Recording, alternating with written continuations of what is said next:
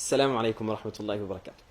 Nous allons rentrer, Inch'Allah ta'ala, dans quelques jours, dans les 10 meilleurs jours de l'année. Les 10 jours les plus importants de l'année, qui sont si importants qu'Allah subhanahu wa ta'ala a juré par eux dans son livre en disant Wal fajr wa layalin ashr, par l'aube et par les 10 nuits, ce qui représente ces 10 jours-là dont on va parler, Inch'Allah ta'ala, qui sont les 10 premiers jours du mois sacré de Dhul Hijjah, qui ont un certain nombre de mérites mentionnés par le prophète alayhi salatu wassalam, et dans lesquels il est recommandé d'accomplir un certain nombre de choses dont on va parler Inch'Allah ta'ala dans cette vidéo. إذا استنار القلب بالعلم انشرح ونال من آثاره شتى المنح. بسم الله الرحمن الرحيم.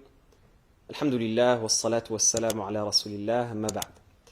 Allah subhanahu wa ta'ala nous a placés sur terre dans le but de l'adorer. Et Allah azza wa jal a donné à chaque être humain un terme défini et une durée de vie limitée.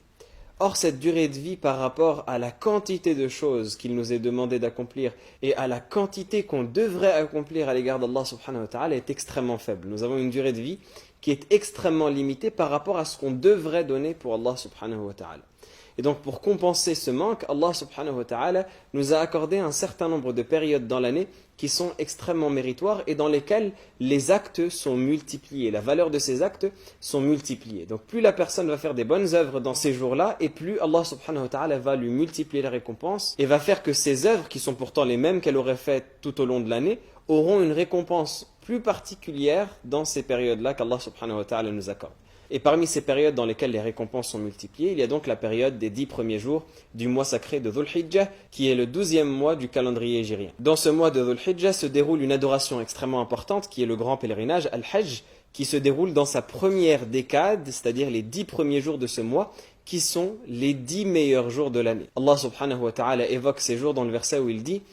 ليذكروا اسم الله في أيام معلومات على ما رزقهم من بهيمة الأنعام, afin qu'ils évoquent le nom d'Allah subhanahu wa ta'ala dans ces jours bien connus en sacrifiant ce qu'Allah subhanahu wa ta'ala leur a donné en subsistance comme bétail. Et le prophète sallallahu alayhi wa sallam mentionne que ces jours sont les meilleurs jours qui soient dans le hadith où il nous dit أفضل أيام الدنيا أيام العشر, les meilleurs jours de la vie ce sont les 10 premiers jours de Dhul Hijjah. Et donc les meilleurs jours qui soient et les plus importants auprès d'Allah subhanahu wa ta'ala, ce sont ces 10 premiers jours de Dhul Hijjah. Et le prophète sallallahu alayhi wa sallam nous mentionne même que les œuvres les plus aimées d'Allah subhanahu wa ta'ala sont les œuvres qui sont faites durant ces 10 premiers jours. Le prophète sallallahu alayhi wa sallam a dit dans le hadith que rapporte Al-Bukhari et d'autres ما من أيام العمل الصالح فيهن أحب إلى الله تعالى min hadhihi al-ashr. Il n'y a pas un jour dans lequel les œuvres pieuses sont plus aimées d'Allah subhanahu wa ta'ala que les œuvres pieuses qui sont faites durant ces 10 premiers jours. Et les compagnons qui entendent cela du messager alayhi salatu wassalam s'étonnent. Et ils disent wala al-jihadu fi sabilillah,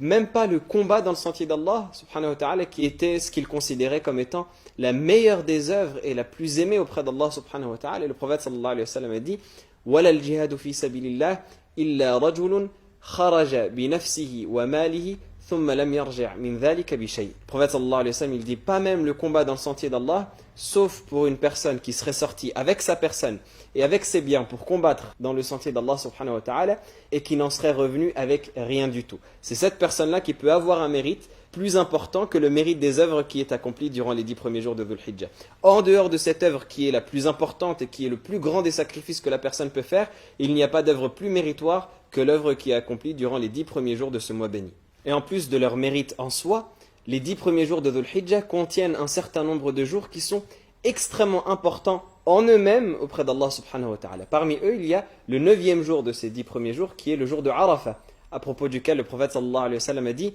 Siyamu yawmi Arafah ahtasibu ala Allah an yukaffira as-sanata allati qablahu wallati ba'dah. Le jeûne du jour de Arafah, j'espère d'Allah subhanahu wa ta'ala qu'il expie les péchés de l'année passée et de l'année suivante. C'est-à-dire qu'il efface les fautes de l'année passée et qu'il permette à la personne de ne plus en accomplir l'année suivante. S'il est accompli, bien évidemment, avec sincérité. Dans ces 10 jours également, il y a le jour le plus important de l'année, qui est le jour d'An-Nahr, le jour du sacrifice, qui est le 10e jour, donc le dernier de ces 10 jours, à propos duquel le prophète sallallahu alayhi wa sallam a dit dans le hadith أَعْظَمُ الْأَيَّامِ عِنْدَ اللَّهِ يَوْمُ النَّحْرِ ثُمَّ يَوْمُ الْقَرْ. Les plus importants des jours auprès d'Allah subhanahu wa ta'ala sont le jour du sacrifice, Yawm al-Nahr, qui est le 10e de ces 10 premiers jours de Dhul Hijjah, et Yawm al-Qarr, le jour qui suit. Et donc, étant donné que ces 10 jours sont les meilleurs auprès d'Allah subhanahu wa ta'ala, ce sont les 10 jours où il est le plus méritoire d'accomplir des bonnes œuvres et de faire des bonnes actions et des actes d'adoration. Et donc, c'est en ces 10 jours qu'il faut essayer un maximum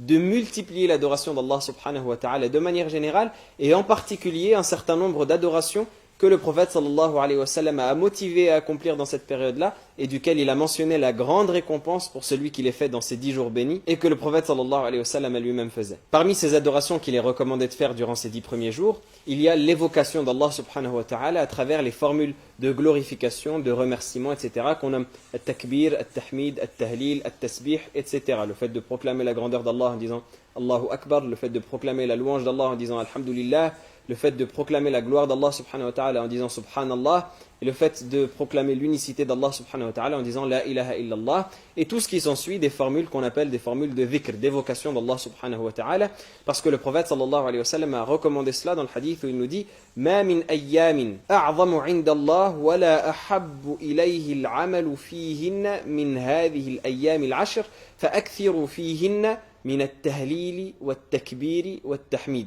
Le prophète sallallahu alayhi wa sallam a dit il n'y a pas de jour plus important auprès d'Allah subhanahu wa ta'ala, ni dans lesquels il est plus aimé de lui que l'on fasse des bonnes œuvres que ces 10 premiers jours. Alors multipliez-y les formules de glorification d'Allah subhanahu wa ta'ala, de grandeur d'Allah et d'unicité d'Allah subhanahu wa ta'ala. Dire Allahu Akbar, dire Alhamdulillah, dire La ilaha illallah constamment, c'est ce qui est recommandé durant ces 10 premiers jours. Et il est rapporté de beaucoup de pieux prédécesseurs qu'ils multipliaient ces formules-là en public à voix haute, comme il est rapporté d'Ibn Umar et d'Abu Hurayra, qu'ils prononçaient le takbir, ils disaient Allahu Akbar, Allahu Akbar, Allahu Akbar, régulièrement durant ces 10 premiers jours, à voix haute, lorsqu'ils passaient dans les marchés, au point où les gens répétaient même après eux. Et bien évidemment, l'une des meilleures évocations d'Allah subhanahu wa ta'ala, c'est la lecture de sa parole, la lecture du Coran. Et donc multiplier la lecture de la parole d'Allah subhanahu wa ta'ala dans ces 10 premiers jours, c'est également quelque chose de fortement recommandé. Parmi les actes qu'il est recommandé d'accomplir également, il y a le jeûne, c'est-à-dire de jeûner ces 10 premiers jours, excepté le 10e qui est le jour de l'Eid,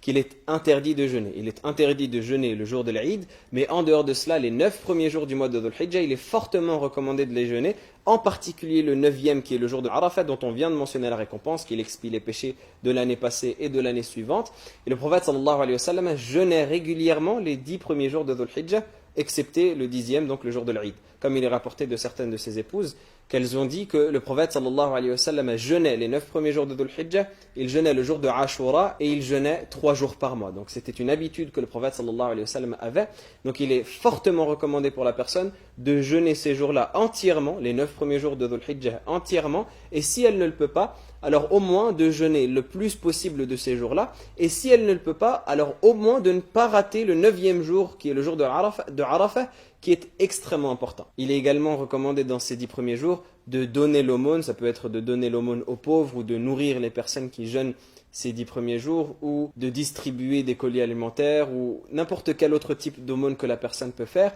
Et il est également recommandé de multiplier les prières surrogatoires et bien évidemment de faire correctement à l'heure et avec concentration les prières obligatoires. Et c'est d'ailleurs la raison pour laquelle ces 10 jours ont une importance si particulière, comme le mentionne Ibn Hajar rahimahullah ta'ala, c'est parce que en ces 10 jours se rassemblent tous les types d'adoration. En ces 10 jours, il y a la prière, il y a le jeûne qui est recommandé, il y a le fait de donner l'aumône, il y a le pèlerinage qu'on accomplit durant ces 10 premiers jours de Dhul Hijjah, en particulier concernant le 9e jour qui est nommé Yawmul Hajj al-Akbar, le jour du grand pèlerinage. Et donc le fait que toutes ces adorations se rassemblent dans cette période bénie, ça en fait son importance et ça lui donne cette importance toute particulière au regard d'Allah subhanahu wa ta'ala. Et bien évidemment, tous les autres types de bonnes actions que la personne peut faire sont recommandés durant ce jour-là. Le fait de lier les liens de parenté, le fait de respecter ses parents et de les rendre heureux, le fait de répandre le salam, le fait de nourrir ceux qui sont autour de nous, le fait de réconcilier des personnes en conflit, le fait d'ordonner le bien et d'interdire le mal, etc., etc. Tous les types de bonnes actions